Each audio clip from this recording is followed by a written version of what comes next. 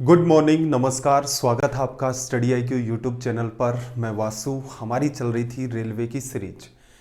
Railway series का आपका time change हो गया है। अब डेली आपकी क्लास रहेगी सुबह 6 बजे।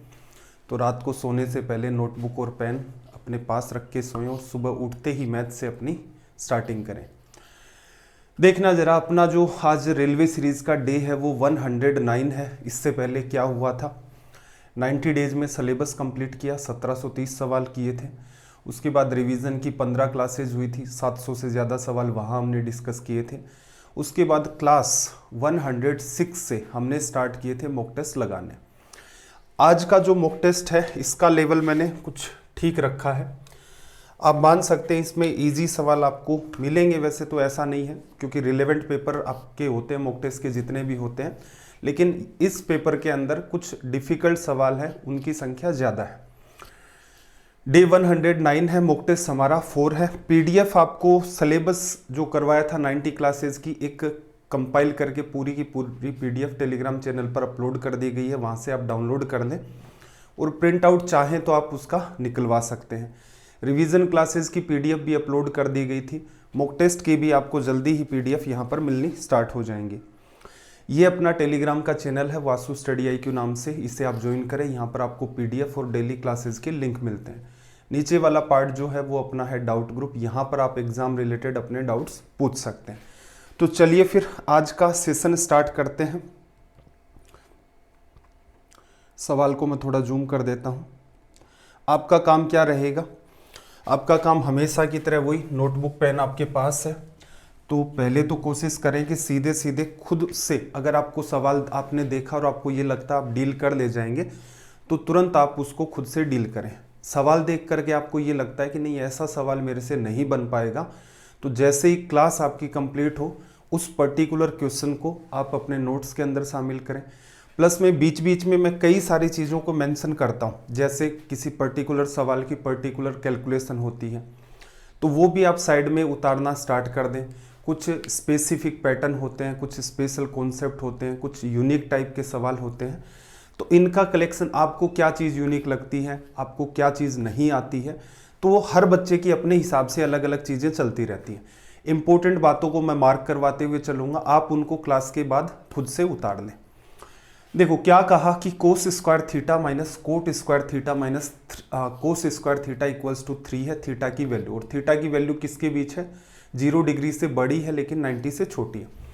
सिंप्लीफाई करें, देखो नीचे जो coat square minus cos square है उसको उधर राइट में गुणा कर दो 3 के साथ, तो वो क्या बनेगा, 3 कोट स्क्वायर राइट साइड के अंदर, 3 आपके पास बन गया कोट स्क्वायर थीटा, और फिर देखना माइनस का 3 कोस स्क्वायर वो इधर आ जाएगा तो आपके पास क्या बनेगा, 4 कोस स्क्वायर थीटा ऐड हो जाएगा।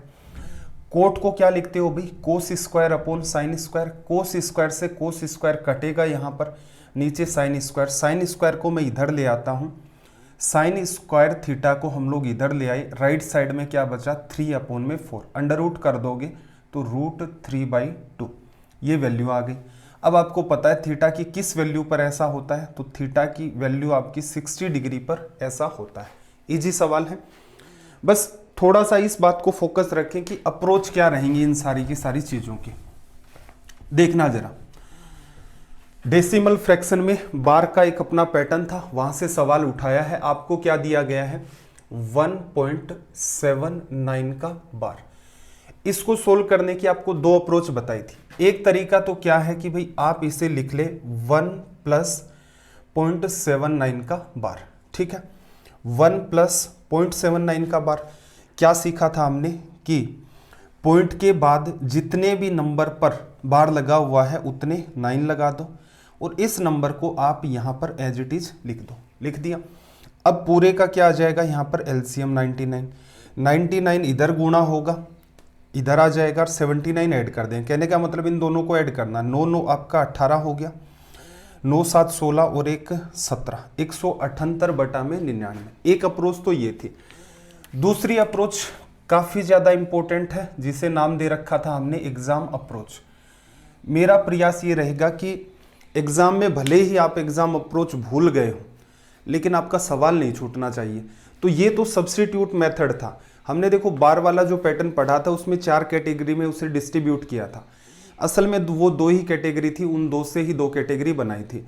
और असल में देखोगे तो आपको एक ही पैटर्न वहां समझने लायक था, वो अगर आपको आता है तो बार का आप हर सवाल कर सकते हैं।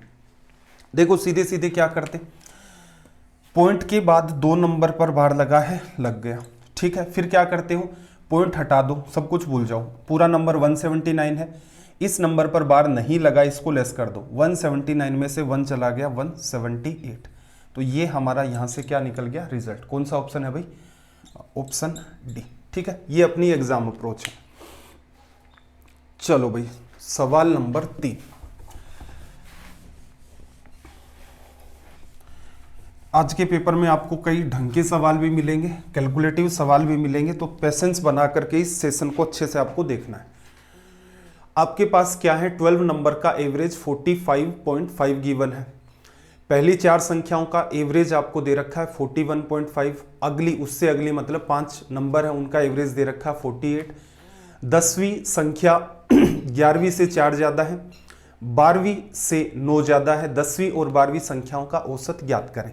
देखो इस पैटर्न के अंदर आपको भी पता है, जैसे हमने पहले पढ़ा था एवरेज को, तो हमने क्या देखा था, कुछ पैटर्न ऐसे होते हैं सीधे सीधे हिट हो जाते हैं, कुछ पैटर्न सीधे हिट नहीं होते, तो वहां पर कॉन्सेप्ट किसका लगता है, टोटल का।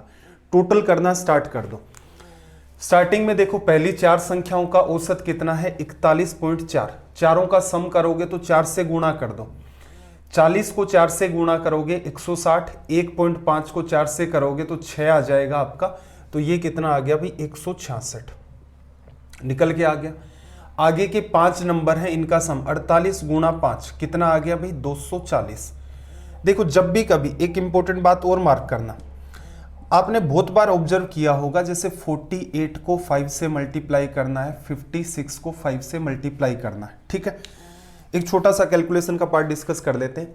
ये मल्टीप्लाई करना इजी होता है, कैसे, मैथ्स आपने पढ़ रखी है, आप ऐसा भी तो इसको रीड कर सकते थे कि ऊपर नीचे 2 का गुणा कर दे, कर दिया, ऊपर नीचे 2 का गुणा करोगे ऊपर 10 बन जाएगा। कहने का मतलब 48 और 1 लग गया 0 अपॉन में 2। क्या किया है, 48 को 5 से गुणा करना था, आपने क्या किया, 48 को 10 से गुणा कर दिया और 2 से भाग दे दिया। 10 से गुणा करने का मतलब क्या होता है, एक 0 लगाना, तो इसका मतलब 48 को 5 से गुणा करते हुए एक 0 लगा दिया और नीचे जो 2 आपका एक्स्ट्रा क्रिएट हुआ था 2 का भाग दे दिया। जैसे इसका गुणा करना है, कितना आ जाएगा भाई, 280। जैसे मान लो आपको दे दिया 666 को 5 से गुणा करना है, तो क्या करोगे, एक 0 मानना है, क्योंकि ये 10 बनेगा, नीचे 2 आएगा, तो सीधे सीधे आप क्या लिख ले जाओगे, 330, ठीक है। ये छोटे छोटे पार्ट होते हैं, जैसे जैसे काम में आते रहते हैं मैं आपको एक्सप्लेन करता रहता हूँ, ठीक है। तो इनको भी क्या है, कहीं ना कहीं साइड में आप उतार करके रखा करें। 48 को 5 से गुणा किया, रीजन क्या, देखो करने को आप वैसे भी कर दोगे, 8 गुणा 5 40, 0 आ गया, 5 गुणा 4 20 और 4 24 आ गया। लेकिन आपने एक एक्स्ट्रा बात सीख रखी है, पेपर में मान लो सीजीएल मेंस देते हैं तो बिल्कुल ये बात 3-4 सवालों में काम आ जाती है, कहीं ना कहीं 5 का मल्टीप्लाई आपको दिख जाता है। तो एक छोटी बात आपने सीख रखी है, तो उससे क्या है, वहां पर आप स्पीड से कर देंगे। अब देखना जरा, इसने क्या कहा, 10वां नंबर जो है वो 11वें से 4 ज्यादा है और 12वें से 9 ज्यादा है। 10वां नंबर मैं x मान लेता हूं और ये 11वें से कितना ज्यादा है, 4, तो 11वां क्या होगा, इससे 4 कम, ठीक है। फिर देखना ये क्या है, 12वीं संख्या से 9 ज्यादा है, तो 12वीं संख्या क्या होगी, x माइनस 9, ठीक है।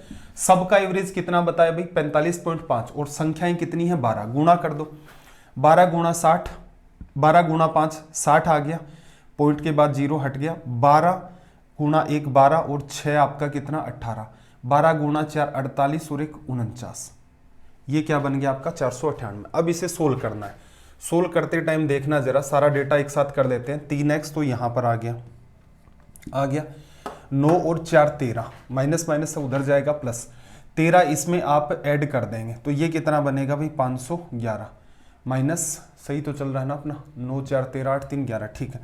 इसको ऐड करोगे तो 200 300 400 406, 406।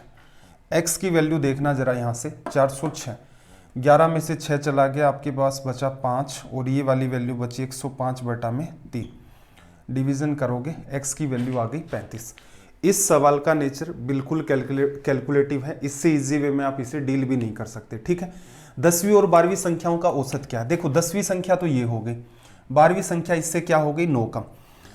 x की वैल्यू 35 है, ये 35 से आपका 9 कम है, तो 35 प्लस 35 70 माइनस 9 कितना आ गया? 61। अपोन में दो संख्याएं तो है, दो का एवरेज निकालोगे तो कितना आ जाएगा?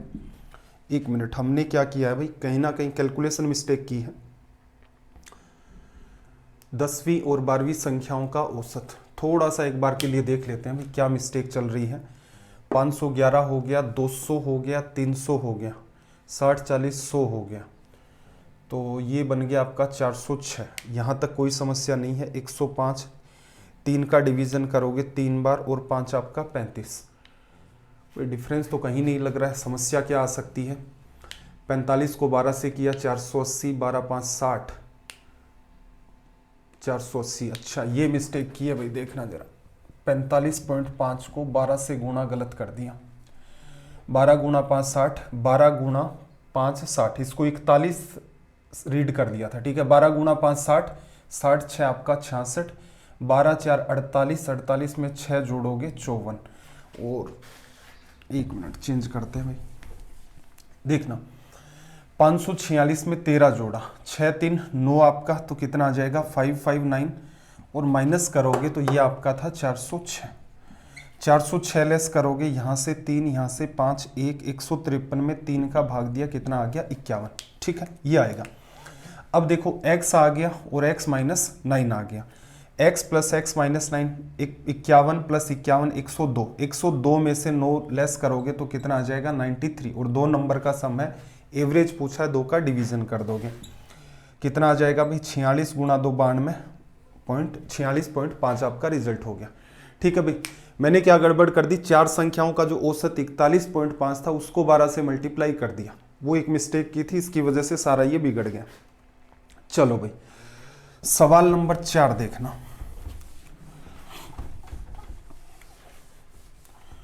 क्वेश्चन नंबर 4 देखो, ट्राइंगल एबीसी में एंगल ए की वैल्यू 90 डिग्री है। एम जो है वो आपका बीसी का मध्य बिंदु है, जो डी है आपका बीसी पर एक ऐसा बिंदु है कि AD perpendicular BC, AD AB की वैल्यू 7 है, एसी की वैल्यू 24 है। पहले तो ट्राइंगल बना लेते हैं। यहां पर आप बना लो 90 डिग्री, बना लिया ए, और ये आपके पास बी, इसकी वैल्यू कितनी है भाई? 7, और ए से लेकर सी तक की वैल्यू 24 है, तो थोड़ा सा इसको ऐसे बना लेते हैं, ये 24 हो गया। 7 24 की वजह से आपको भी पता है बीसी की जो वैल्यू आएगी वो कितनी आ जाएगी? 25 निकल के आ जाएगी, ठीक है। अब इसने क्या कहा कि एडी परपेंडिकुलर है बीसी पर, एक यहां से आप इस पर परपेंडिकुलर ड्रॉ कर देंगे, ये वाला, ये बीसी के ऊपर परपेंडिकुलर हो गया, ठीक है। फिर इसने आपको एक बात और कही कि एम जो है वो बीसी का मध्य बिंदु है, बीसी का जो मिड पॉइंट है, बीसी का जो मिड पॉइंट है वो आपका क्या है? एम। ये पूरी 25 है तो ये वाली वैल्यू 12.5 हो जाएगी, ठीक है। अब आपसे एक रेशियो पूछा है, रेशियो क्या पूछा है? AD ratio A M, AD ratio में ए एम।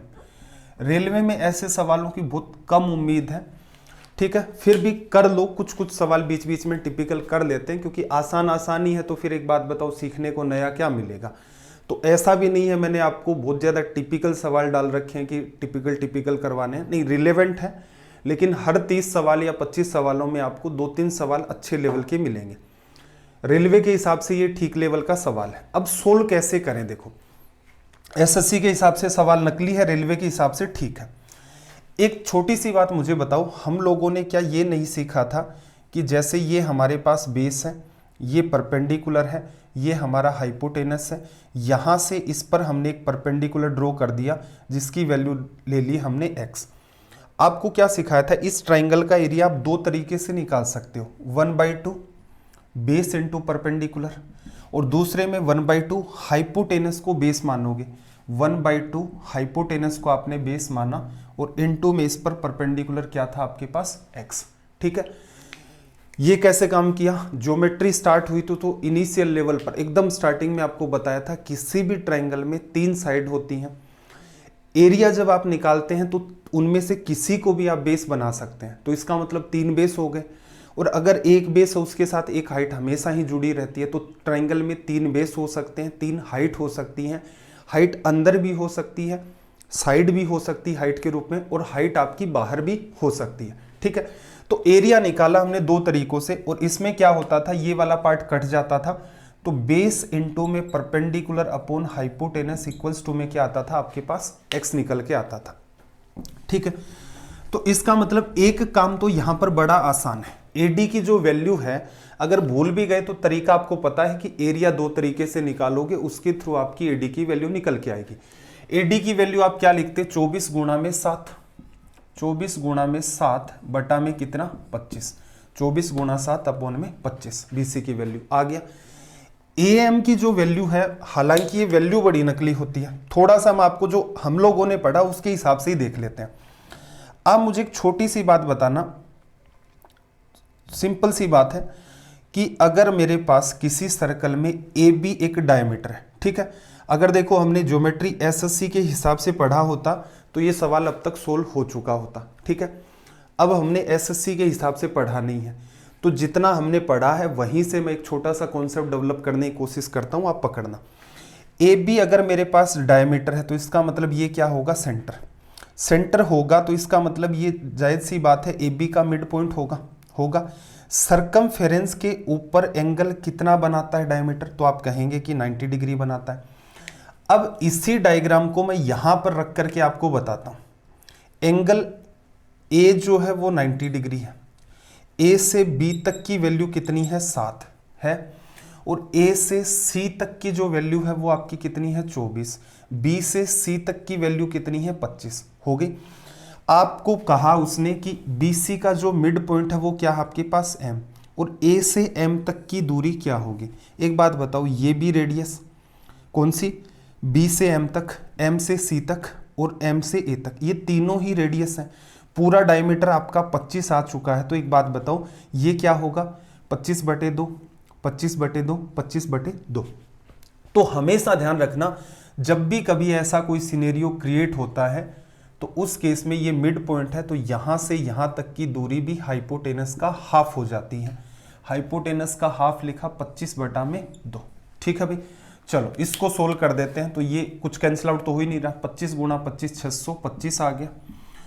24 7 गुणा 2 14, 14 गुणा 4 56, 28 में 5 जोड़ोगे कितना आ जाएगा, 33।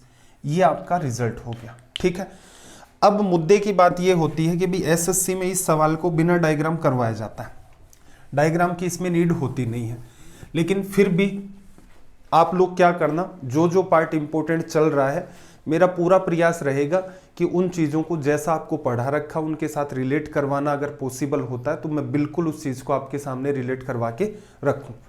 चलो ये एक इंपॉर्टेंट सवाल था। अगला सवाल देखना जरा।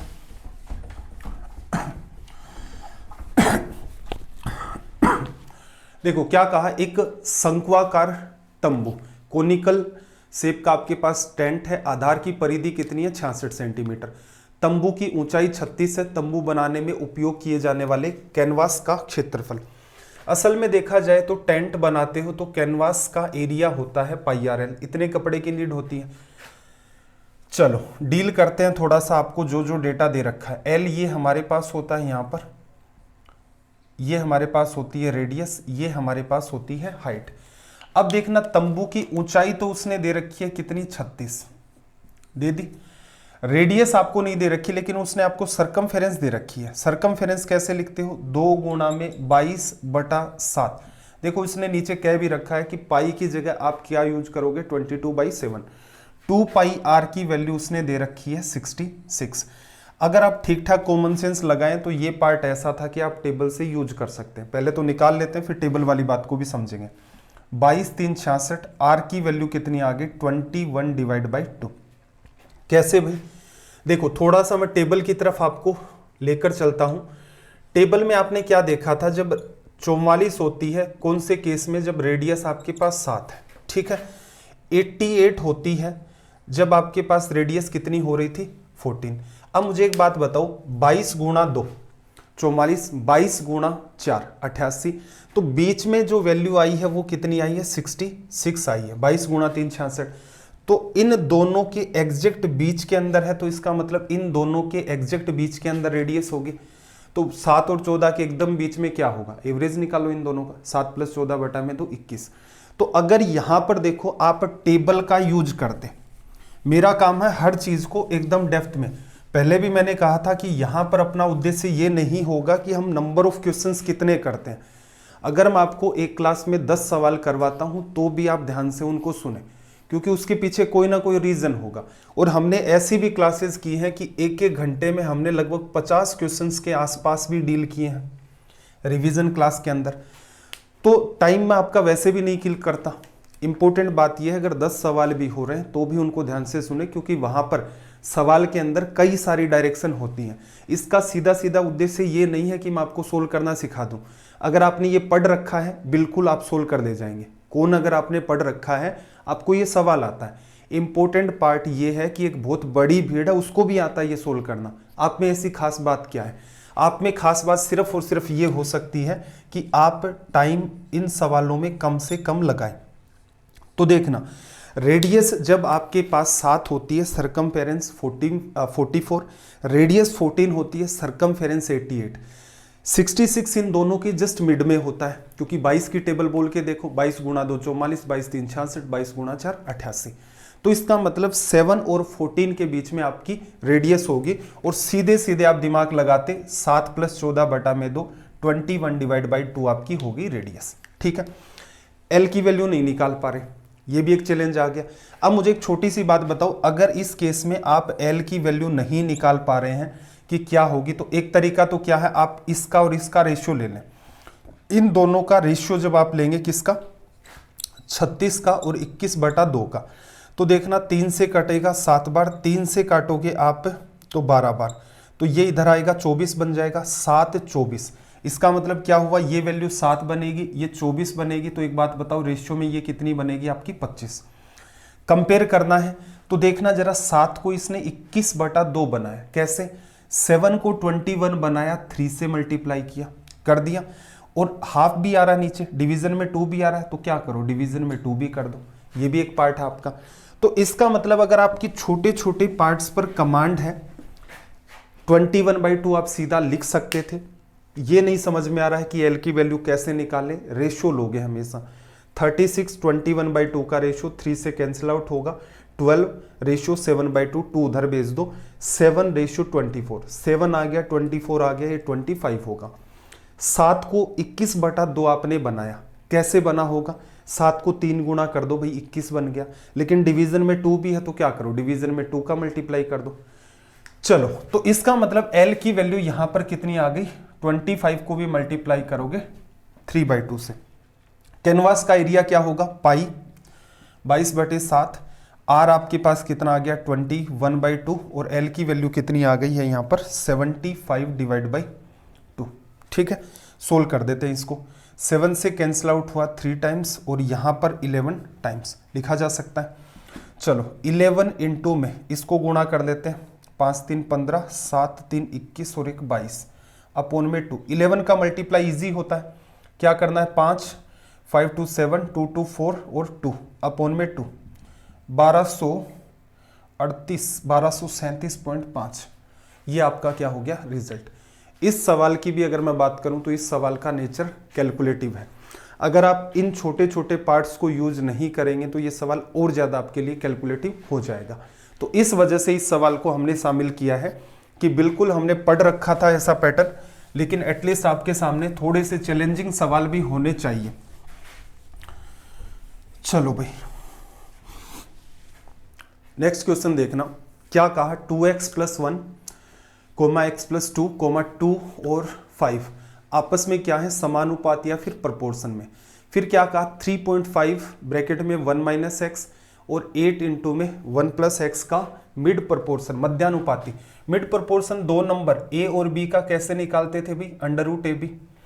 और जब ये प्रोपोर्शन हमने पढ़े थे, first proportion, third proportion, fourth proportion और मिड प्रोपोर्शन, तो इनमें कॉन्सेप्ट किसका लगाया था हम लोगों ने, जीपी का, ज्योमेट्रिक प्रोग्रेशन का। ठीक है, आपको सिर्फ एक कहा था कि आप मिड प्रोपोर्शन के लिए फॉर्मूला ध्यान रख लेना, बाकी 3 पार्ट ऐसे होते हैं जो वर्बली आप डील कर सकते हैं, कोई समस्या नहीं आती है। चलो, इनिशियल लेवल पर इसने एक बात कही कि 2x प्लस 1 x प्लस 2 और 2 और 5 ये आपस में क्या है आपके समानुपात के अंदर है। तो यही तरीका होता है इनको रिप्रेजेंट करने का, जो रेशियो इसका इसके साथ है वही 2 का 5 के साथ है। सोल्व कर लें, देखना जरा, पहले x को करो, 5 इंटू 2x 10x, 2x इधर आ जाएगा 8x बराबर 5, ये 4, 5 इधर जाएगा -1, 8 को क्या करो नीचे की तरफ भेज दो, -1/8, ये वैल्यू आ गई। अब आपको क्या करना है, मिड प्रोपोर्शन निकालना है। यहां निकाल लेते हैं, थोड़ा सा दिमाग लगाना। देखो 3.5 है, इसको लिख लो 7/2, ब्रैकेट के अंदर क्या करना आपको 1 -1/8, माइनस माइनस प्लस हो जाएगा, 1 में 1/8 ऐड करोगे, 8 एलसीएम 8 एंड 9, 9/8 आपका आ गया। फिर क्या था 8 था आपका दूसरा नंबर, इनटू में 1 प्लस एक्स, 1 में आपको ये ऐड करना है, 8 में से 1 चला गया 7/8, ये हो गया आपका 8 से 8 कैंसिल आउट। अब देखना इस 2 7 की वजह से 7 बाहर आ गया, 9 की वजह से आपका 3 बाहर आ गया, 16 की वजह से 4 आ गया। तो क्या लिखोगे 7 गुणा 3 21/4, ये आपका हो गया यहां से रिजल्ट। और इसे भी सोल्व कर रखा है, 5 बार डिवीजन, 2 बार, 5 बार, 5.25 आपका हो गया रिजल्ट। चलो भाई नेक्स्ट क्वेश्चन पर आ जाते हैं।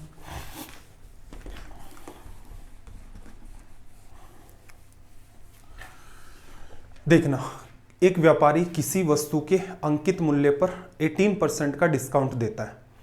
6.6% का लाभ प्राप्त करने के लिए उसे इस पर क्रय मूल्य से कितने प्रतिशत अधिक मूल्य अंकित करना चाहिए।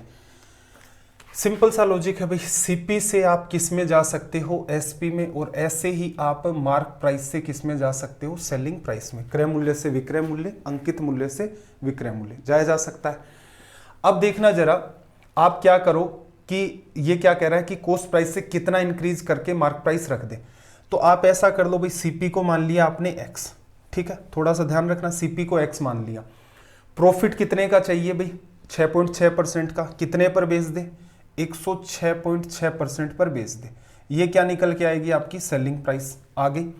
मार्क प्राइस क्या मान ले, y मान ले या MP लिख दो। डिस्काउंट कितने का भाई, 18% का, 18% का डिस्काउंट, 100% में से 18 निकाल दोगे तो कितना बचेगा, 82% पर बेच देगा। x और y का रेशियो निकाल लो, x आपकी सीपी होगी, y आपकी क्या होगी, एसपी, सॉरी एमपी।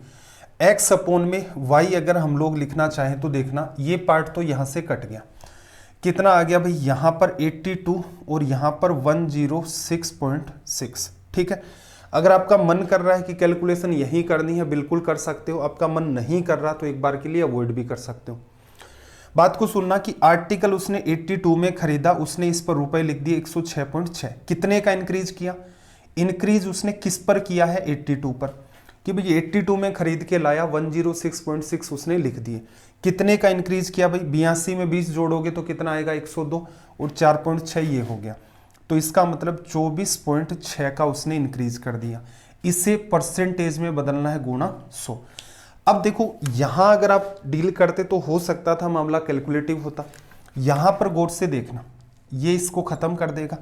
आंसर इसके परफेक्ट आ रहे हैं, 3 बार कटता हुआ दिख रहा होगा साफ साफ, तो रिजल्ट कितना आ गया, 30%। तो कई बार देखो अगर आप सवाल सोल्व करते हैं तो अगर आपको ये पता है कि ये सवाल यहां से यहां जाएगा, एक टाइम के बाद आपको लग जाता है कि जैसे इस पॉइंट के ऊपर कैलकुलेशन है, कटिंग करेंगे, हो सकता है परफेक्ट तो कटेगा ही, आंसर 30% निकल रहा है, यहां चैलेंजिंग लग रहा है, तो एक स्टेप आगे से इसको सोल्व करना स्टार्ट कर दे, मामला आसान हो जाएगा।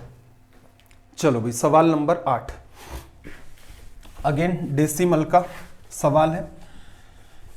सवाल वैसे अब ये नकली लगेगा आपको, वैसे भी कई सारे सवाल कर चुके हैं, चैप्टर में भी खूब सारे किए थे। देखो 0.3 का बार, 6 का बार, 0.7, 0.8 का बार, देखो सोल्व करोगे तो क्या आएगा, 3/9, 6/9, 7/9, 8/9, सबका एलसीएम कितना आ गया, 9।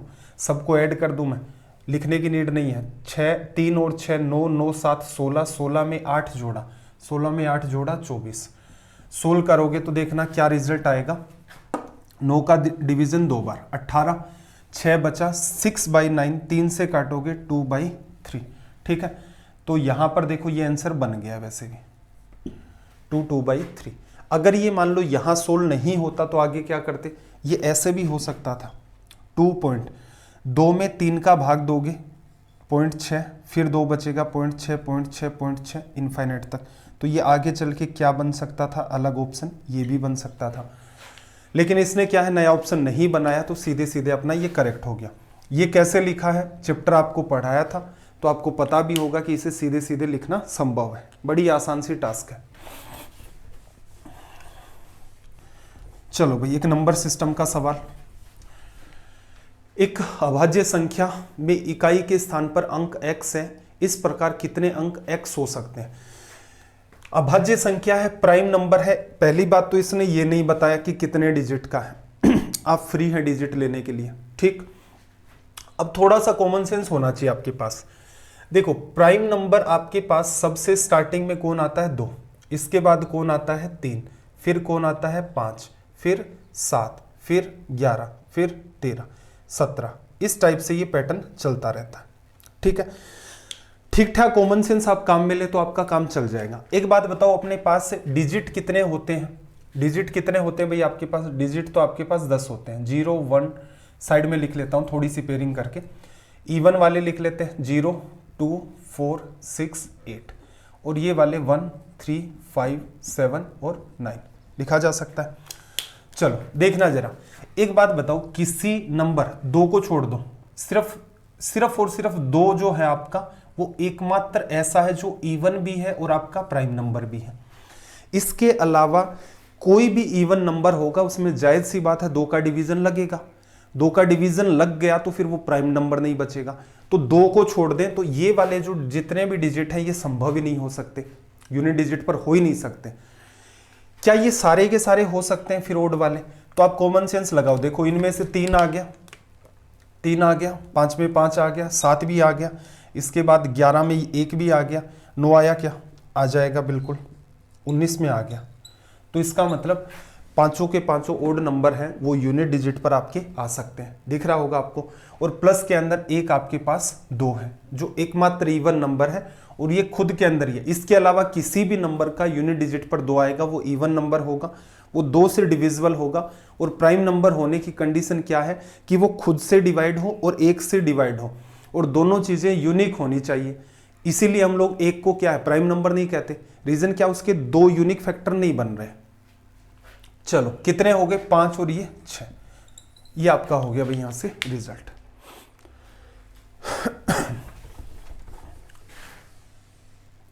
लैंग्वेज को रीड करो जल्दी से। देखो, जब 732 को किसी धन पूर्णांक x से विभाजित किया जाता है तो शेष 12 रहता है, x के कितने मान हो सकते हैं। एक सिंपल सी बात समझना, सवाल थोड़ा सा ठीक लेवल का है, स्टार मार्क भी कर सकते हैं। सारा का सारा खेल क्या है, रिमाइंडर थ्योरम का है और डिविजिबिलिटी का है। दोनों ही कॉन्सेप्ट काम में आएंगे और दोनों ही आपको पढ़ा रखे हैं। देखो इसने क्या कहा कि 732 में जब भी कभी आप x का डिवीजन करेंगे तो यहां पर आपका जो रिमाइंडर मेंटेन होगा, रिमाइंडर आपका मेंटेन क्या होगा 12, ठीक है। एक बात बताओ, क्या हम इसे ऐसा नहीं सोच सकते कि इसमें से 12 लेस कर दूं, 720 प्लस इसे 12 लिख दूं, अपोन में x लिख दूं। और ये आपको क्या कह रहा है कि रिमाइंडर आपका क्या मेंटेन है भाई यहां पर 12। तो इसका मतलब x का आप 720 में डिवीजन कर सकते हैं, किया जा सकता है। अब सवाल थोड़ा सा आगे बढ़ता है, आपसे पूछ रहा है कि ऐसे कितने नंबर हो सकते हैं, और ऑप्शन भी बहुत सारे, इसका मतलब सीधे सीधे तो काउंट नहीं होगा। तो इसको मैं हटा देता हूं यहां पर और सीधे सीधे हमने क्या कंक्लूजन निकाला है उस कंक्लूजन को लिख देता हूं। इसने आपसे क्या कहा कि 732 में अगर आप x का डिवीजन करेंगे रिमाइंडर 12 आएगा, ठीक है। तो आप सीधे सीधे ये कह सकते हैं कि भाई रिमाइंडर को हटा दो, 720 में x का पूरा पूरा डिवीजन जाएगा और रिमाइंडर क्या बचेगा, 0 बचेगा, ठीक है। अब देखना जरा यहां पर 720 के कितने फैक्टर ऐसे होंगे, फैक्टर काउंट करने पड़ेंगे ना आपको। एक चैप्टर और काम आ रहा है टोटल फैक्टर, ये भी आपको पढ़ाया जा चुका है। पहले इसके फैक्टर तो काउंट करें, फैक्टर कौन से थे, जैसे इसमें किस किस का भाग जाता है, 1 का जा रहा है, 2 का जा रहा है, 3 का जा रहा है, 4 का भी, 5 का भी, 6 का भी। इस हिसाब से 8 का भी जा रहा है, 9 का भी जा रहा है, 10 का भी जा रहा है, 12 का भी जा रहा है। तो हमें इसके टोटल फैक्टर काउंट करने हैं। फैक्टर काउंट करने का तरीका क्या था भाई, इसे ब्रेक करो। ब्रेक करने का तरीका 8 गुणा में 9 और 10 को क्या लिख लें, 2 गुणा में 5, 16 है। 16 क्या आ गया, 2 की पावर 4 गुणा में 3 का स्क्वायर गुणा में 5 की पावर 1। फैक्टर काउंट करने आपको सिखाए थे भाई, टोटल फैक्टर काउंट करने भी सिखाए थे। 4 को बढ़ाया 1, 2 को 3। अब वो थ्योरी संभव नहीं है, क्योंकि देखो सवाल ऐसा आ गया कि 3 चैप्टर एक साथ इन्वॉल्व हो रहे हैं। अब ये उम्मीद मत करना मॉक टेस्ट के अंदर कि सर चैप्टर को भी एक्सप्लेन करो। जो जो चीज़ आपको पढ़ा रखी है उन्हीं चीज़ों को बिल्कुल अच्छे तरीके से एक्सप्लेन किया जाएगा कि वहाँ पढ़ा था।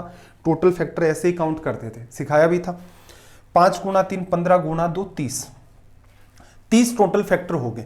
इसका मतलब x की ऐसी 30 वैल्यू संभव है जो 720 के अंदर अगर आप x का डिवीजन करोगे तो पूरा पूरा डिवीजन हो जाएगा। लेकिन एक इंपॉर्टेंट बात ये थी कि नंबर क्या है आपका 720 प्लस 12 और रिमाइंडर आपका क्या बचना चाहिए, 12 बचना चाहिए। अब मुझे एक बात बताओ, फैक्टर में क्या क्या होंगे। इनिशियल फैक्टर जैसे 1 का भाग दोगे तो रिमाइंडर आएगा, नहीं आएगा, संभव ही नहीं है। 2 का अगर मैं इसमें भाग दूं 720 में तो जाएगा, लेकिन 12 में भी तो डिवीजन चला गया, रिमाइंडर नहीं बचेगा। 3 का अगर मैं भाग देता हूं इसमें भी चला गया और इसमें भी चला गया तो भी रिमाइंडर नहीं बचेगा। 4 का डिवीजन इसमें तो होना ही होना है, इसमें भी हो रहा है। 5 की बात करें इसमें हो रहा है, लेकिन x क्या है, 12 से छोटा नंबर है। x 12 से छोटा नंबर है, इसलिए 12 के अंदर उसका फिर डिवीजन लगना स्टार्ट हो जाएगा। तो रिमाइंडर आपका क्या बचेगा, 2। चीजें मेरे ख्याल से ऊपर से जा रही है, लेकिन एक बार उसको सुनते जाओ। 5 भी ऐसा है, 6 का इसमें भी डिवीजन लगता है, इसमें भी लग गया। 7 का नहीं लगेगा। 8 की बात करें, 8 का इसमें डिवीजन लगेगा, 12 में लगाओगे रिमाइंडर 4 आएगा। 9 का इसमें डिवीजन, 9 8 72, 9 का इसमें लगाओगे तो रिमाइंडर क्या बचेगा आपके पास, 3।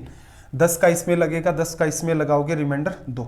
12 का इसमें लगाओगे जा रहा है, इसमें भी जा रहा है, ठीक है।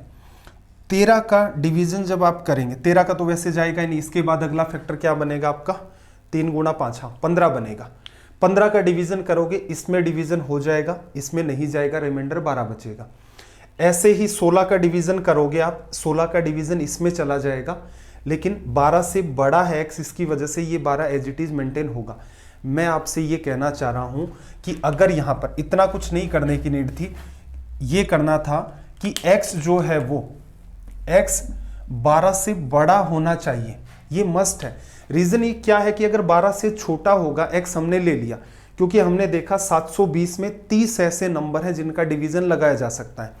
अब वो नंबर कौन से, छोटे वाले भी हैं। भाई ये 3 चैप्टर अगर आपने मेरे से पढ़ रखे हैं तो इस सवाल में आपको कोई कंफ्यूजन नहीं है, अदरवाइज आपको ये लगेगा ये टीचर पता नहीं कौन सी दुनिया की बात कर रहा है, ठीक है। तो आज क्लास के बाद अगर आपने ये नहीं पढ़ रखे हैं तो इनको पहले पढ़ें, फिर इस सवाल को अंडरस्टैंड करने का प्रयास करें। सवाल का लेवल अच्छा है, शानदार लेवल है। मान लो बात को अंडरस्टैंड करना, 720 प्लस 12 x का डिवीजन करना है। आपने देखा 720 के टोटल फैक्टर 30 होते हैं, तो 30 ऐसी संख्याएं हैं, संख्याएं काउंट भी करते थे, 1 का भाग जा रहा, 2 का जा रहा, 3 का, 4 का, इस हिसाब से काउंट भी करते थे। 720 में 30 संख्याओं का भाग लग सकता है, ठीक है। तो x की जगह 30 संख्याएं आ सकती हैं, लेकिन चुनौती यह है कि अगर आप कोई भी संख्या 12 से छोटी रखोगे तो 12 में उसका ऑटोमेटिक डिवीजन लग जाएगा, रिमाइंडर 12 नहीं बचेगा। तो इन 30 फैक्टर में जो 12 या उससे छोटे नंबर हैं उन सबको हमने साइड में किया। इसका कोई तरीका नहीं, ये आपको काउंट ही करने पड़ेंगे। कॉमन सेंस है, सिंपल। 1 का भाग जाएगा, 2 का जाएगा, 3 का जाएगा, देखो इधर दिख रहे हैं, 1 का जाएगा, 2 भी है, 3 भी है, 2 का स्क्वायर 4 भी है, फिर 5 भी है, 2 का क्यूब 8 भी है, फिर 5 गुणा 2 10 भी है, 3 गुणा में 4 12 भी है। ये आपको सिखा रखा है, कई बार डिटेल में सिखा रखा है। तो कुल मिलाकर के 30 नंबर में से ये 4 4 8 9 10 नंबर आउट हो गए, तो इसका मतलब ऐसे कितने नंबर हैं आपके पास, 20, ठीक है। रेलवे में मुझे नहीं लगता कि इतने लेवल पर वो सवालों को पहुंचा देगा, लेकिन फिर भी आपको पढ़ा रखा है तो आप ये नहीं कह सकते कि सर ये वाले सवाल क्यों करवा रहे हो, कैसे करवा रहे हो। मैं ये चाहता हूं कि कोई ऐसा भी सवाल हो सकता है जिसमें तीनों के तीनों चैप्टर, किसी सवाल में 4 भी चैप्टर इन्वॉल्व होते हैं, ठीक है। आई होप बात समझ आ गई होगी, और कमेंट करके ज़रूर बता देना। देखो आपके सामने हर क्लास के बाद सजेशन मांगे जाते हैं। किसी क्लास में आपको ये लगे कि सर लेवल बहुत ज़्यादा जा रहा है, लेवल को कम करो, तो अपने हाथ की बात है। और अगर आपको ये लगता है कि सर ठीक चल रहा है, समझ भी आ रहा है, तो सीधे सीधे तो भी कमेंट कर दिया करो, कोई इश्यू नहीं है। देखना एक वस्तु की एक किस्म का मूल्य 7 रुपये, दूसरी का मूल्य 12 रुपये, किस रेशियो में मिलाए 10 हो जाए। ठीक है, नकली सवाल, पहली 7 फिर 12 10 2:3 आ गया। चलो, आपकी हौसला अफजाई के लिए सवाल डाला गया है कि आपको ये ना लगे कि मैथ्स भूल गए हैं। देखना, ट्राइंगल ABC में एंगल B की वैल्यू 68, C के 32, AB और AC को D और E तक इंक्रीज किया गया है। DBC और BCE के द्विभाजक F पर मिलते हैं, BFC की वैल्यू क्या होगी। देखो, एक तो बनाओ यहां पर ट्राइंगल बना दिया ABC, ठीक है। फिर वैल्यूज आपको दे रखी हैं, B की वैल्यू 68, इसकी वैल्यू 32। फिर आपको कहा कि AB और AC को इंक्रीज किया, A से AB को बढ़ाने का मतलब बताया था ना, A से B पर चले गए, B को आगे बढ़ा दिया, A से C पर चले गए, C को आगे बढ़ा दिया, इसे D तक बढ़ाया है, इसे E तक, कहीं पॉइंट ले लो। फिर क्या कह रहा है कि DBC और BCE इनके द्विभाजक एंगल बाइसेक्टर हैं, तो इसका मतलब ये जितना भी एंगल होगा इसके 2 टुकड़े होंगे, और ये जितना भी एंगल होगा इसके भी 2 टुकड़े होंगे, और ये दोनों आकर के मिलते हैं F पर। इस एंगल की वैल्यू पूछना है। देखो, सोल्व करने के कई सारे तरीके हैं। एक तो सिंपल सा तरीका ये है कि जब भी ये एंगल निकलता है इसकी वैल्यू होती है 90 डिग्री माइनस एंगल A/2, क्योंकि जब SSC के लिए हम लोग पढ़ेंगे तो उसमें पढ़ेंगे interior angle bisector, interior exterior angle bisector, exterior angle bisector, interior and perpendicular angle bisector, ठीक, interior angle bisector and perpendicular, ये 4 कैटेगरी होती हैं, ठीक है। उसके हिसाब से तो ये आएगा। अब हम लोगों ने क्या सीखा था, ज्योमेट्री को इस हिसाब से सीखा था कि हमारा सवाल सोल्व हो, भले ही हमें 2-4 बातें कम हमने याद रखी हो, हमें फॉर्मूले ना पता हो। तो एक तरीका तो ये था, 68 में 32 जोड़ा, 60 30 90 100, तो ये एंगल 80 डिग्री, तो इसकी वैल्यू क्या होगी, 90 डिग्री में से 80 का हाफ कर दोगे 40, तो रिजल्ट कितना आएगा 50 डिग्री, ठीक है। एक तरीका तो ये है। आपने मान लो एग्जाम में ऐसा सवाल देख लिया, कोई बड़ी बात नहीं, आ सकता है ऐसा सवाल। अब हम लोग क्या करें, अगर हमें फॉर्मूला नहीं पता, तो इतना कॉमन सेंस तो है ही कि ये जितना भी एंगल है इसके 2 टुकड़े करने हैं। ये एंगल कितना है 68 डिग्री का, बचा हुआ एंगल कितना है, पूरा का पूरा आपका 180 में 60 चला गया, 120 में से भी 8 को लेस कर दोगे 112 का आधा करोगे तो ये एंगल 56, ये भी आपका 56 आ गया। 32 है, पूरा 180 में से 30 चला गया, कितना बचा 150, 2 और चला गया 148 के 2 टुकड़े करोगे तो कितने आ जाएंगे आपके पास 74 एंड 74 डिग्री। लिखा 56 और 74, 7 5 12 और 130 इन दोनों का सम हो गया कौन से ट्राइंगल में, BCF के अंदर। तो एक बात बताओ, ये एंगल कितने डिग्री का बचेगा, 50 डिग्री का, 130 हो ही गया। तो एक तरीका ये भी है, ठीक है। अगर ये बात आपको ध्यान रहती है अच्छी बात है, नहीं भी ध्यान रहती तो तनाव मुक्त रहो, आपका काम धूमधाम से चल जाएगा। अच्छा, आज नंबर ऑफ क्वेश्चंस काफ़ी कम चल रहे हैं क्योंकि वही है, लेवल काफ़ी ज़्यादा हो गया सवालों का। देखना, आपको क्या दे रखा है भाई, 5x + 1/3x = में 4। अब आपसे पूछा, देखो नीचे देखोगे तो स्क्वायर कर रखा है, x से x स्क्वायर, और नीचे फिर 1/x है तो 1/x का स्क्वायर। इंपॉर्टेंट बात ये है कि 5 का स्क्वायर करोगे 25 आना चाहिए था यहाँ पर, 25x स्क्वायर, और यहाँ पर 3x का 3x 9x स्क्वायर, पर चीज़ें इंटरचेंज है, 9x स्क्वायर उधर है, 25x स्क्वायर नीचे है। सोल्व करने के 2 तरीके हैं। देखो, मैं ये प्रीफर करता हूँ एग्जाम के अंदर, मुझे ये पर्सनली ठीक लगता है कि स्क्वायर कर दो, दिमाग मत लगाओ बिल्कुल भी। स्क्वायर करोगे तो यहाँ पर 25x स्क्वायर स्क्रीन पर ही है ना, ठीक है, 1/9x स्क्वायर आ गया, बराबर क्या होगा 4 का स्क्वायर माइनस 2 गुना ये मल्टीपल 5 × में 3 हो गया।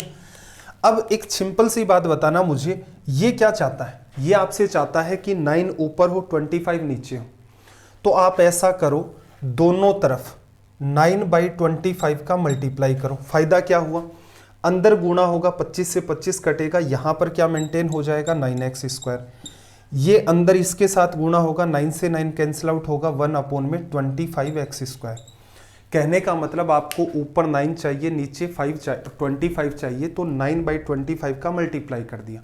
सिर्फ इधर करेंगे तो मैथ्स के हिसाब से गलत है बात, इधर भी करो 9/25 का। सोल्व कर लें, ये 10/3, 16 3 48 में से 10 चला गया 38/3 और गुणा में 9/25, 3 बार कटा 38 गुणा 3, 40 3 120, 120 में से 6 चला गया 114/25।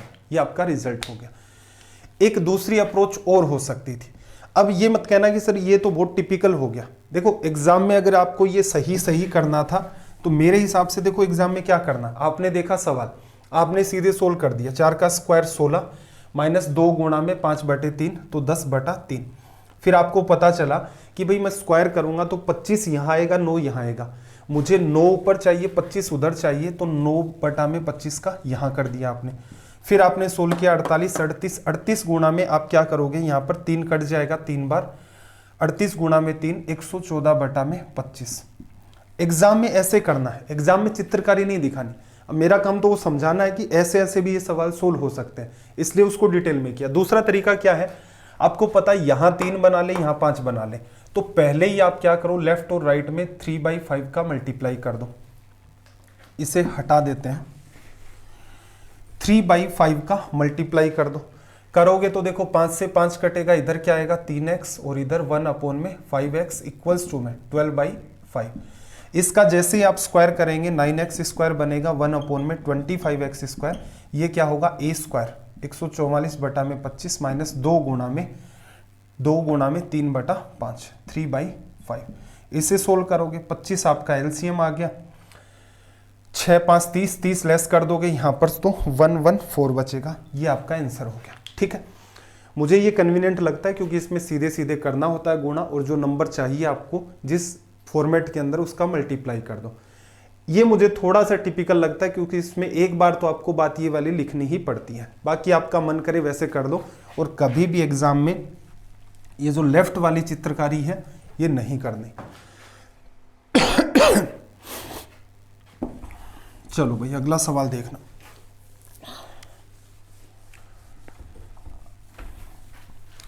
क्या कहा, देखो अल्फा प्लस बीटा की वैल्यू 90 डिग्री है, अल्फा बराबर क्या है 2 बीटा के। सिंपल सी बात है, देखो अल्फा की जगह क्या रख दो 2 बीटा, 2 बीटा प्लस का बीटा बराबर 90 डिग्री। बीटा की वैल्यू कितनी आ गई भाई 30 डिग्री। फिर से रखोगे तो अल्फा प्लस बीटा, बीटा की 30 है तो अल्फा की वैल्यू कितनी होगी 60 डिग्री या ट्वाइस ऑफ बीटा। 3 गुणा में cos square alpha, cos square alpha 60 degree पर वैल्यू 1/2 स्क्वायर करोगे 1/4 minus 2 into sine square beta 1/4 क्या आ जाएगा 4 एलसीएम 3 माइनस 2 1/4। नकली सवाल एकदम।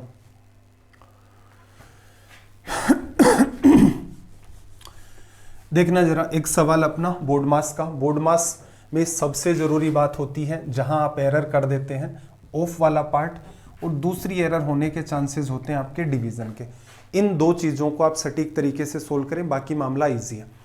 पहले जो ऊपर वाला पार्ट है इसमें अंदर वाला ब्रैकेट देखना, सबसे अंदर वाला 7 माइनस है फिर ब्रैकेट है, अंदर को देखो एक छोटा और है ना, सबसे छोटा ब्रैकेट 2 माइनस 2 इंटू 2 प्लस 1, पहले गुणा होगा 2 गुणा 2 4, 4 नेगेटिव है 5 और 2 7 पॉजिटिव है, 7 में से 4 चला गया 3 और बाहर भी 3 का गुणा, 3 गुणा 3 9, 9 प्लस 4 13, 13 में से 8 चला गया 5, 5 में 5 का डिवीजन हो रहा है 1 और 7 में से 1 चला गया 6। चलो ऊपर वाला पार्ट तो एकदम नकली दे रखा है।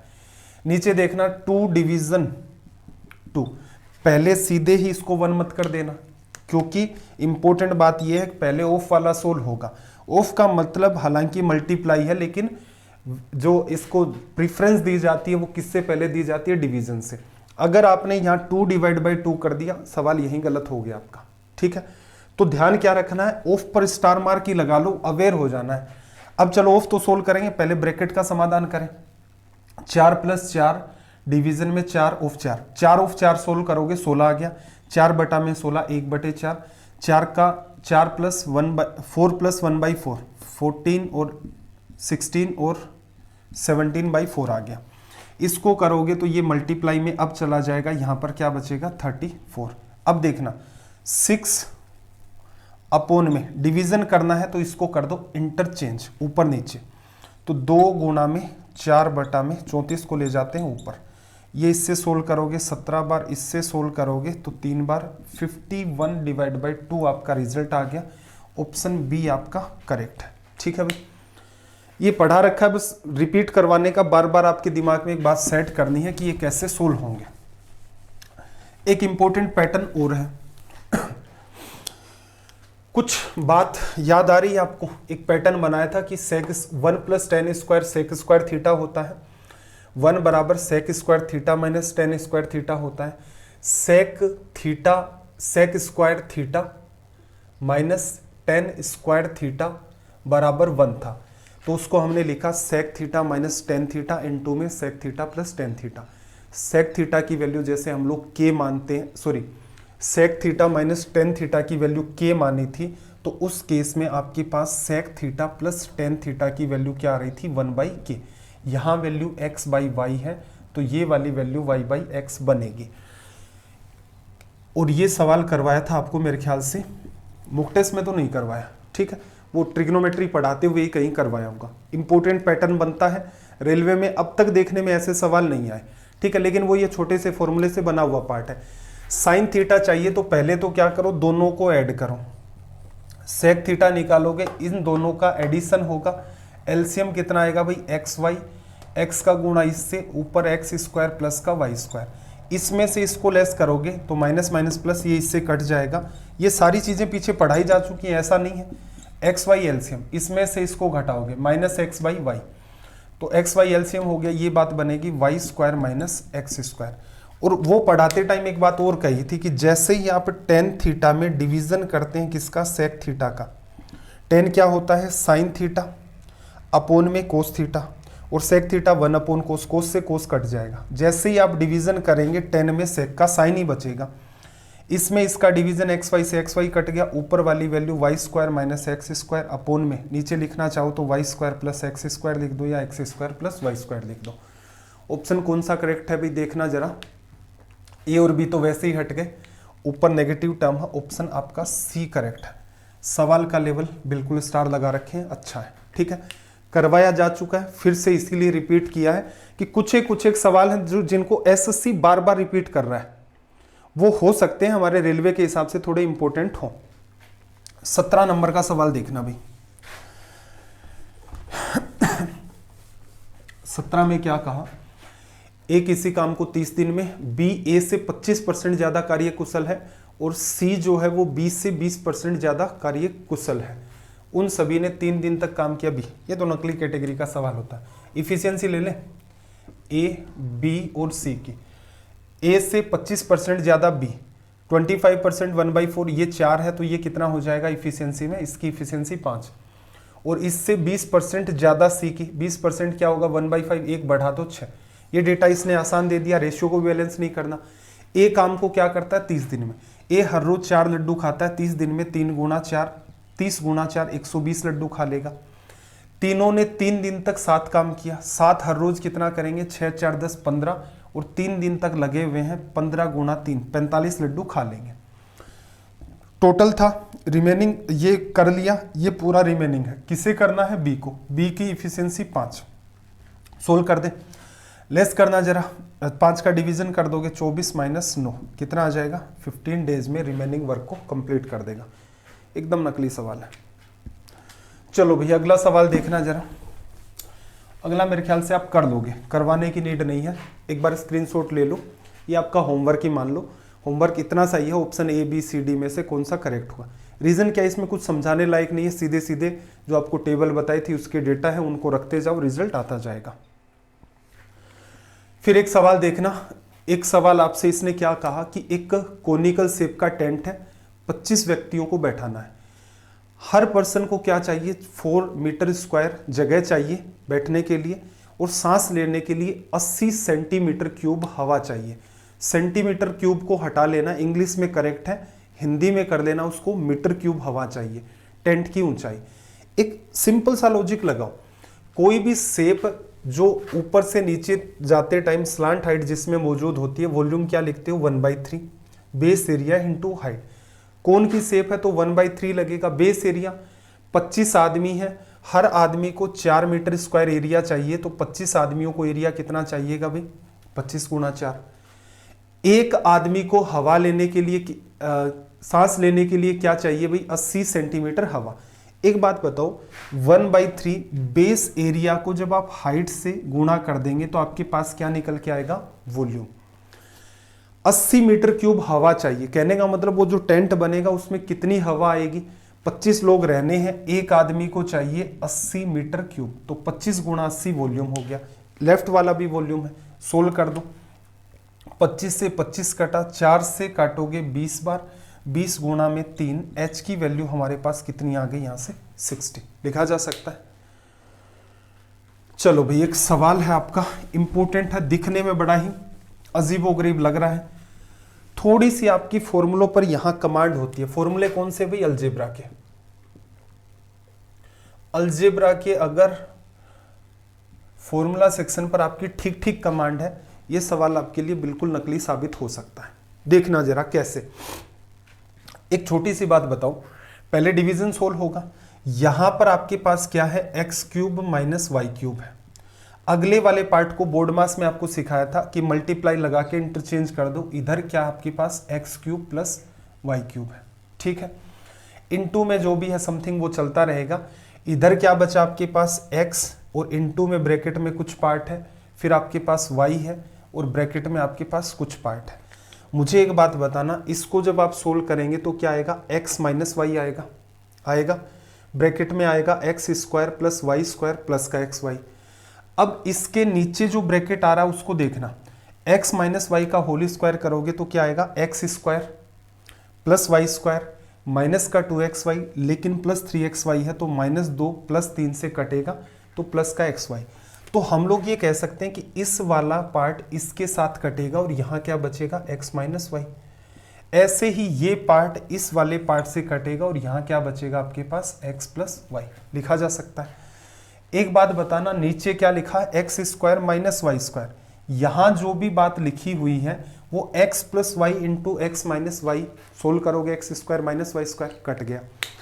यहां क्या लिखा हुआ है x प्लस वाई का whole square minus x minus y का whole square, a plus b का होल स्क्वायर खोल दो, क्या आएगा x square plus y square, इधर भी x square Y square, minus का साइन है कट गए, 2xy माइनस माइनस प्लस, यहां क्या बचा आपके पास 4xy, x y कट गया, रिजल्ट कितना आ गया 4, ठीक है।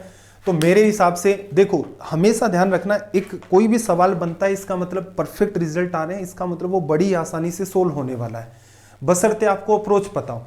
अब आप एक उम्मीद ये भी करते हैं कि नहीं सर वो जो 5-6 फॉर्मूले आपने लिखा है वो याद नहीं करने हैं, तो एक बात बताओ, बहुत सारे ऐसे भी बच्चे बैठे हुए हैं लाइन के अंदर, उन्होंने याद कर रखे हैं, वो सीख लेंगे इस बात को। 5-6 ही तो फॉर्मूले हैं, उनको अच्छे से सीख लो और अप्लाई करना एक बार आ गया कि अच्छा ये पार्ट इसने ऐसे घुमाया है, ये सीधे सीधे कट रहा है, मुझे तो ये सीधे सीधे पूरा का पूरा सवाल दिख रहा है कि इसका रिजल्ट 4 आ सकता है। बस 10 से 15 सेकंड इस सवाल को आप गौर से देखें, वर्बली ये सवाल आपका सोल्व होता है, ठीक है भाई। चलो, इतना कुछ लिखने की नीड नहीं थी मेरे हिसाब से।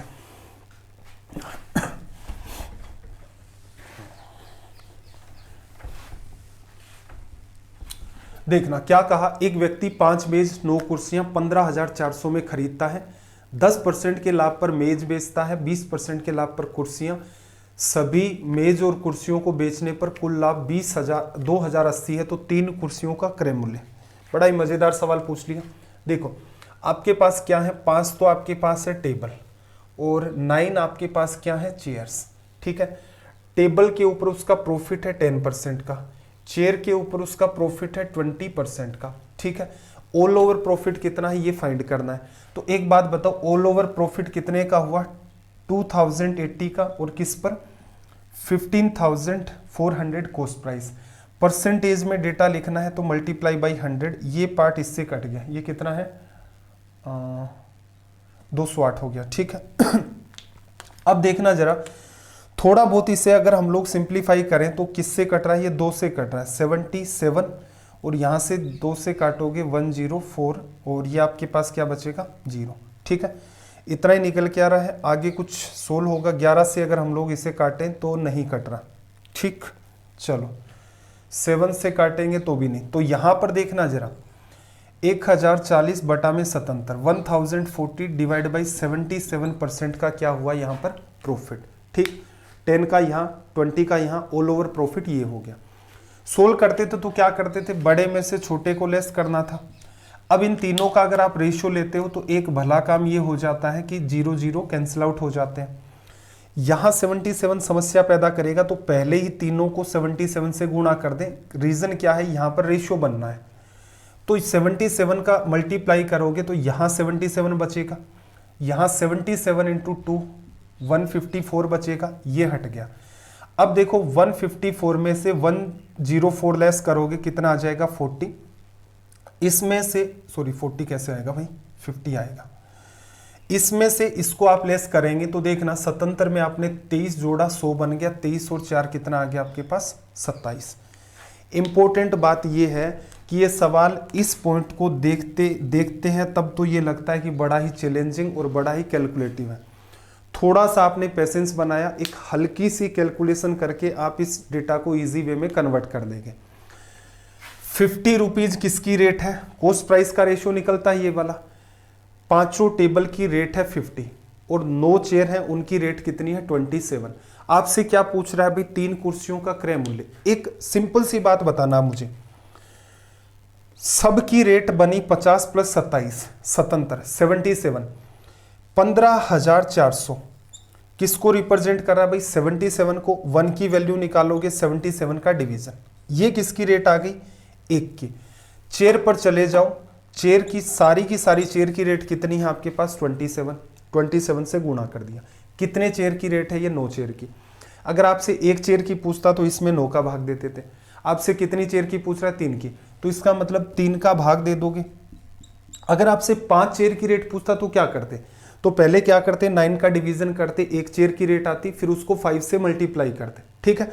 यहाँ सीधे 9 चेयर की रेट इतनी है, इसका 1/3 कर दोगे 3 चेयर की रेट। इसे करना है भाई हमें सोल्व। 77 2 बार कैंसिल आउट, 9 बार कैंसिल आउट, 1800 आपका रिजल्ट आ गया। ऐसे सवालों में अमूमन क्या होता है, कुछ बच्चे इस पार्ट को सोल्व करते हैं, यहाँ से घबरा जाते हैं कि पता नहीं क्या होगा। हमेशा अगर आपने इतना पार्ट सोल्व कर ही लिया है तो एक छोटी सी टेक्निक आपके पास यहाँ होती है कि फाइनली रेशियो बन रहे होते हैं, जो कॉमन पार्ट आपको लग रहा है उसे यहाँ से कैंसिल आउट करना स्टार्ट कर दें, मामला आपका आसान हो जाएगा। और उसके बाद ये वाला जो पार्ट है मल्टीप्लाई कर देंगे तो आपका मामला और आसान हो जाएगा। चलो भाई सवाल नंबर 22 की बात करें, फिर से एक ढंग का सवाल है।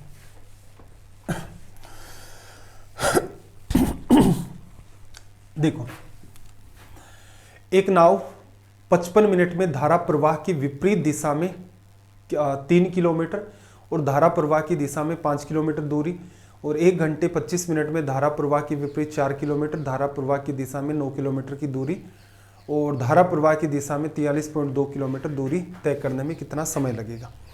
लास्ट में जो बात इसने पूछी है कि 43.2 किलोमीटर का डिस्टेंस कवर करना है धारा प्रवाह की दिशा में, मतलब डाउन स्ट्रीम में। अगर आपको डाउन स्ट्रीम डी की वैल्यू पता है, ये सवाल आपके लिए आसान है। अब डी की वैल्यू कैसे निकलेगी, देखो 2 इक्वेशन बनती है। एकमात्र ये सवाल होता है, ये थोड़ी सी कैलकुलेशन की कैटेगरी से बिलोंग करता है आपका बोट एंड स्ट्रीम में।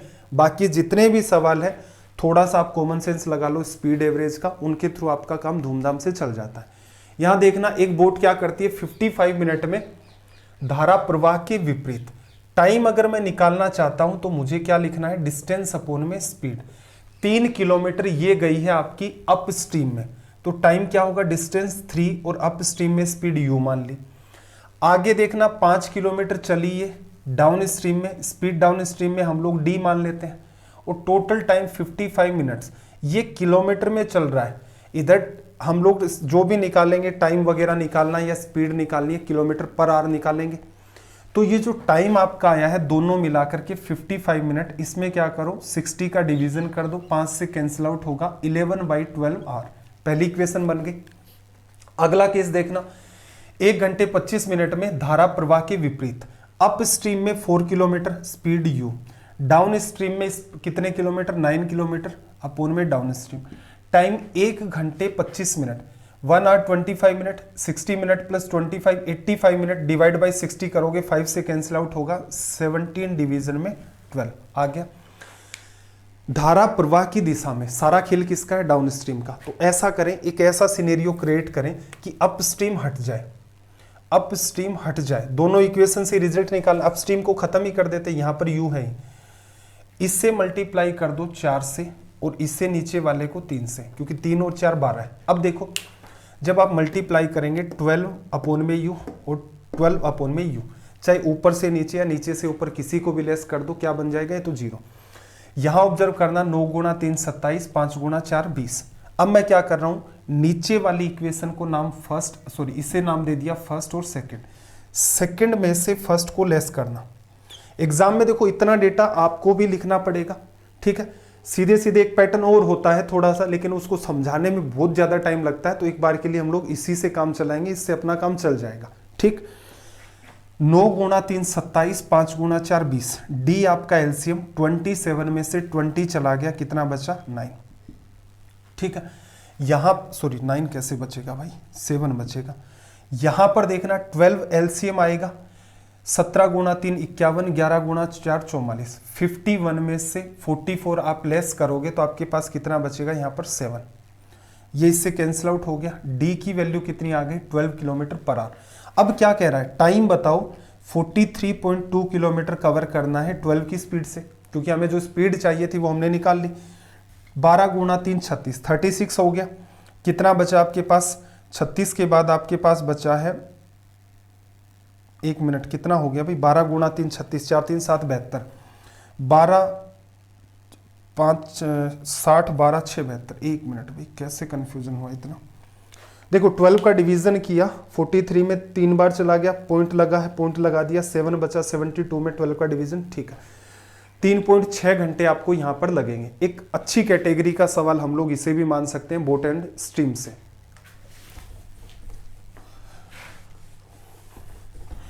आज की क्लास के बाद कमेंट जरूर कर देना भाई, कहीं ऐसा ना हो कि आपके चीजें समझ में नहीं आ रही। हालांकि मैं साथ साथ में पूरा प्रयास कर रहा हूं कि ये चीजें आप कर सकते हैं, प्लस में ये कहाँ पूछी गई हैं और रेलवे के अंदर इनके आने के कितने चांसेस है। पिछला सवाल तो आ सकता है, ऐसे पूछे हैं रेलवे ने। देखो सोनू अपनी इनकम का 15% बचा लेती है, उसकी इनकम 20% बढ़ गई और वह अब भी पहले जितनी बचत करती है, तो उसके खर्च में कितने प्रतिशत की वृद्धि होती है। देखो असल में एग्जाम अप्रोच के इस सवाल हिसाब से इस सवाल को देखें तो सवाल एकदम नकली है, अगर आपको वो तरीका याद है जो सिखाया था। 15% की बचत है तो 85% उसकी क्या है, एक्सपेंडिचर, ठीक है। इनकम कितनी हुई, 20 रुपए बढ़ गई। अब भी वह पहले जितनी ही बचत करती है, पहले 15 रुपए, मान लो 100 रुपए कमाती थी, पहले 15 बचत करती थी, तो 85 रुपए उसका एक्सपेंडिचर है। इनकम 20 रुपए बढ़ गई और अभी भी क्या है, वही 15 रुपए बचा रही है। तो ये जो 20 रुपए एक्स्ट्रा आए हैं, ये किस में चले गए, एक्सपेंडिचर में। तो एक्स्ट्रा एक्सपेंडिचर 20 रुपए किस पर, 85 पर, परसेंटेज में बदलना, मल्टीप्लाई बाई 100, सोल्व करना। 4 बार 17 बार, 40 में डिवीजन, 17 2 34, 6 बचा, 17 3 51, आगे भी सोल्व हो रहा है, 9, 17 3 51, 9 बचा, 90 में 17 5 85, ये आंसर हो गया। समझ नहीं आया होगा, भूल गए होंगे, पुराने वाला रिवाइज नहीं किया, तो बात को समझना।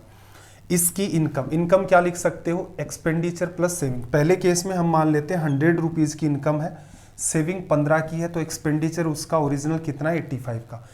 अब वो क्या कह रहा है कि उसकी जो इनकम है वो 20% बढ़ गई, 100 + 20 हो गई। अब क्या कह रहा है, सेविंग उसकी सेम ही है, सेम ही है, तो एक्सपेंडिचर कितना होगा भाई, 85 + 20। बैलेंस कर दो चाहे इक्वेशन को, क्या फर्क पड़ा, ये सब कुछ था, ये सब कुछ रख दो। 20 रुपए एक्स्ट्रा कमाए, ये वाली चीज एज इट इज मेंटेन है, तो 20 रुपए एक्स्ट्रा कहाँ चले गए इसमें। आप इसे 120 + 15 प्लस उससे भी जस्टिफाई कर देंगे तो भी बात चल जाएगी। पहले एक्सपेंडिचर 85 का होता था, अब 20 का ज्यादा हो रहा है। कितने का इंक्रीज है, 20 का, किस पर, 85 पर, मल्टीप्लाई बाई 100। ये बात आपको अच्छे से सिखाई है कि एक छोटी सी बात लिख करके, और ये ऐसा काम नहीं है कि इसे आप माइंड में डील ना कर सकें, बिल्कुल संभव है माइंड में डील करना। चलो भाई एक सवाल और कैलकुलेटिव, ज्यादा कैलकुलेटिव नहीं है, थोड़ा सा है। 12,000 रुपीज आपके पास 2 and 5/8 ईयर्स के लिए 8% की रेट से कंपाउंड इंटरेस्ट कितना होगा, ब्याज ईयरली आपको दे रखा है। देखो सारा खेल किस चीज का है, 12,000 आपके पास रुपीज है। अब फर्स्ट ईयर की बात करें तो 8% निकालोगे, परसेंटेज इन दो को खत्म करेगा, 12 गुणा 8 96 980 रुपये। सेकेंड ईयर निकालोगे तो भी आपको पता है 980 आएगा। इसका 8% निकालोगे, 8 से गुणा करो, परसेंटेज की वजह से पॉइंट यहाँ लग गया, 8 गुणा 8 आपके पास 64, 8 गुणा 9 72, 72 में आपने जोड़ा 6, 78.4 रुपीज़ आ गया। इंपॉर्टेंट ये है, या तो आप पूरे तीसरे साल का निकाल दो, तीसरे का निकालोगे उसका 5/8 करोगे, या फिर एक सबसे बेहतर तरीका क्या है, आपकी रेट कितनी चल रही है, पूरे साल ब्याज कितना मिलेगा, एक साल का होता 8%, लेकिन यहां पर तो आपका 5/8 ही ईयर है, तो बेटर क्या रहेगा 5%। आपको समझाया था अच्छे से, रेट परसेंट इनटू में टाइम, यही असल में आपका इंटरेस्ट होता है। तो क्यों ना हम ये जितना भी मामला इसका 5% निकाल लें, इजी वे में हो जाएगा। अब इसमें समझदारी लगा दो, 12,000 का 5% कितना आ गया भाई 600, 980 का 5, 980 का 5, तो पूरे 980 का 5 5 10% निकाल लो, 10% कितना आ जाएगा 98। इसका अगर आप 10% निकालोगे तो कितना आएगा 7.84 आएगा ना, यहां पर भी इंटरेस्ट 7.84, लगभग 8 रुपए बना। उसका क्या करना है 5%, हाफ कर दो, 4 रुपए आपको यहां पर मिले। खेल हो गया। सारे का सारा पार्ट आपको ऐड करना है। ऐड करने का क्या तरीका करोगे, या तो देखो ऐड कर दो सीधे सीधे, ये तो 0.4 आ गया, यूनिट डिजिट ऐड कर देते हैं, 4 8 12, 12 8 20, 20 के बाद आपके पास कुछ नहीं है, फिर देखना 2 सेकेंड डिजिट को, 7 और 2 9, 9 और 9 आपका 18, 18 में 8 जोड़ा आपने 26, 26 8 आपके पास 34, 3 बचा, 9 9 18, 18 में 6 जोड़ा आपने 24, 24 में 3 जोड़ दिया, 9 9 18 6 24 और ये 27, 2740 पॉइंट समथिंग आ रहा है। गड़बड़ कर दी भाई, कुछ भयंकर ही तरीके से गड़बड़ कर दी। देखना थोड़ा सा दिमाग फिर से लगाओ।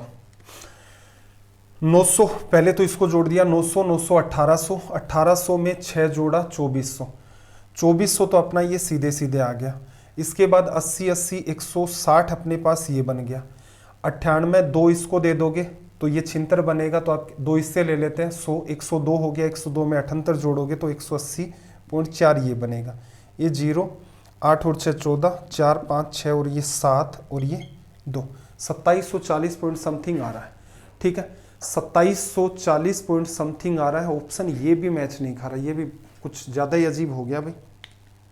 2740, 4 2 6 और 1 7, चलो कुछ ना कुछ पार्ट तो मुझे भी लग रहा है कि यहाँ पर मिसिंग हो रहा है, तो एक बार ये भी आप अपना होमवर्क में डाल लो, सवाल सोल्व हो जाएगा, कोई दो राय नहीं है। और जहाँ तक मैं ठीक ठीक याद कर पा रहा हूँ, मेरे हिसाब से इसका आंसर 2697 के आसपास होना चाहिए। ठीक है, बाकी आप कमेंट कर देना भाई। चलो 24 ही सवाल रखते हैं, सेशन काफ़ी लंबा हो जाएगा, तो कुछ जो इंपॉर्टेंट सवाल रह गए थे वो अगले मॉक टेस्ट में शामिल कर देंगे। ठीक है, कई सारे सवाल रह गए, स्क्रीनशॉट लेना चाहे तो ले ले। 25 नंबर ये करवाना था मुझे, फिर देखना ये 26 नंबर का सवाल ये भी डिस्कस करना था, किसी ना किसी मॉक टेस्ट में बिल्कुल ये डाले जाएंगे, इंपॉर्टेंट सवाल है। इसके बाद ये 27 नंबर का सवाल करवाना था, इतने ही सवाल थे। ठीक है, तो अगर आपने अभी तक टेलीग्राम चैनल को ज्वाइन नहीं किया है तो पहले तो आप ये टेलीग्राम चैनल को ज्वाइन कर लें और थोड़ा सा पेशेंस के साथ इन मॉक टेस्ट को देखा करें। रीज़न देखो इसका इतना सही है कि आपको सिर्फ खुश करना ही उद्देश्य नहीं है। मुद्दा ये है कि मैं कभी भी अट्रैक्टिव नहीं पढ़ाता कि जो आपको अट्रैक्टिव लगे कि यार गुरुजी आपने चमत्कार कर दिया, नहीं, अट्रैक्टिव नहीं पढ़ाता, रिलेवेंट पढ़ाता हूँ कि एग्जाम में इस टाइप का आता है। प्लस कहीं पर भी मुझे लेवल उठाने की नीड होती है तो बिल्कुल मैं आपको कहता हूं कि ऐसा एसएससी पूछता है, ऐसा सीडीएस पूछता है, ऐसा बैंक पीओ पूछता है, तो इसलिए इस सवाल को कर लेते हैं, एक संभावना है और हमने जो पढ़ रखा उससे ये सवाल सोल्व भी हो जाएगा। ठीक है, कहीं पर सवाल बहुत ही वाहियात ऐसे छोटा सा नकली टाइप का होता है, वहां बोलता भी हूं ये सवाल नकली है। ठीक है, तो इजी टू मॉडरेट है, उनमें तो कोई समस्या नहीं है, बिल्कुल वो डिट्टो मैच करते हैं रेलवे के साथ। लेकिन जहां जहां सवालों का लेवल बढ़ता है पूरा प्रयास करें अपनी तरफ से पेशेंस बनाने का। रीज़न क्या है, देखो मुझे भी पता है कि बहुत सारी चीज़ें ऐसी होंगी बच्चे इन चीज़ों को छोड़ करके भाग जाएंगे। ठीक है, टीचर हूँ, किस बच्चे को क्या पसंद आ सकता है सब पता रहता है। एक तरीका ये हो सकता था कि हम लोग क्या करें भाई, सवाल इजी इजी उठा लें, ठीक है, भरमार पड़ी है इजी सवालों की भी, कोई समस्या नहीं है भाई। ये मॉक टेस्ट तैयार कर रहे हैं आप, ये तो है, ऐसा काम तो है नहीं कि सीधे सीधे कहीं से कॉपी पेस्ट कर दिया, नहीं, हर सवाल को देखना पड़ता है और फिर ऑब्जर्व करते हैं कि ये सवाल डाल लें या ना डालें, ठीक है। इजी इजी सवाल कर लेते हैं, हर सवाल के साथ आप भी खुश थे कि भाई ठीक है मेरे से हो गया, मेरे से हो गया, बीच बीच में ये कह देता हाँ इन्हीं में से आएगा रेलवे का, आपका हो जाएगा। लेकिन मैंने ऐसा नहीं किया, क्योंकि मेरा उद्देश्य सिर्फ आपको इम्प्रेस नहीं करना है कि जीवन में कभी बाई चांस हम लोग कहीं आमने सामने मिले और आप ये ना कहें गुरुजी आपने हमें पागल बनाया था। आंखों में आंखें मिला करके मैं आपसे ये कह सकूं कि भाई देखो, अगर आपका सिलेक्शन हो गया, बिल्कुल आपने अच्छी मेहनत की, नहीं हुआ इसका मतलब आपने कहीं ना कहीं काम चोरी किया, हमने अपनी तरफ से पूरा का पूरा प्रयास किया।